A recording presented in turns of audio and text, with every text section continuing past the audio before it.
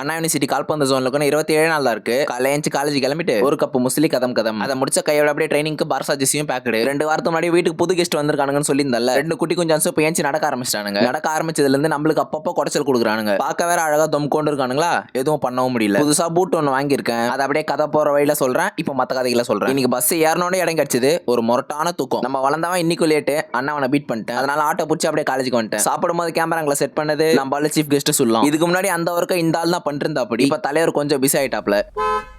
நேத்து மாதிரி இன்னைக்கும் ஓடி விட மாட்டாங்கன்னு நினைச்சேன். சரி பொழிச்சு போடான்னு சொல்லி விட்டாங்க. அப்படி சொன்ன அடுத்த செகண்ட் நாங்க நிப்பனா கைப்புள்ள எர்ரா வண்டின்னு சொல்லி ஓடி வந்துட்டேன். சரி இப்போ பூட்டோட கதைக்கு வருவோம். ஸ்பீட் சாக்கர் அப்படின்ற பேஜ்ல இருந்து நம்மளுக்கு பூட் சென்ட் பண்ணியிருந்தாங்க. அவங்க பாத்தீங்கன்னா பிரீமியம் குவாலிட்டியில பூட் அப்புறம் ஜெர்சியும் சேல் பண்ணிட்டு வராங்க. வேணும் அப்படின்றவங்க பர்ச்சேஸ் பண்ணிக்கோங்க. ட்ரைனிங்ல first half an hour one டச்சும் மங்கியும் அதை முடிச்ச உடனே அப்படியே ஃபுல்லா மேட்ச் தான். நேத்து போட்ட லெக் ஒர்க் ஒரு தரமான வேலையை காட்டி விட்டுருச்சு. நானும் இப்படி அப்படியே ஓலான்னு பாக்குறேன், சுத்தமா முடியலையே. அதுக்கப்புறம் தண்ணியை குடிச்சிட்டு ஜிம்முக்கு ஜூட்டு விட்டேன். ஒரு விஷயத்த சொல்ல மறந்துட்டேன். பல கிரிக்கெட் கவுசுக்கு நீங்க ட்ரைனிங்ல ஃபுல்லா இருந்தாப்ல. ஜிம்ல இந்த கன் இருக்கிறது ரொம்பவுமே ஹெல்ப்ஃபுல்லா இருக்கு. எப்ப எந்தெந்த மசில் எல்லாம் வலிக்குதோ அப்பெல்லாம் இந்த கன் வச்சு தான் நாங்க படிச்சுட்டே இருக்கோம். அதெல்லாம் முடிச்சுட்டு கிளம்புறதுக்கு மணி 7 ஆயிடுச்சு. வீட்டுக்கு வந்து ஃப்ரெஷ் ஆயிட்டு சாப்பிட்டு அப்படியே நீங்க நாள் முடிச்சுக்கிட்டேன்.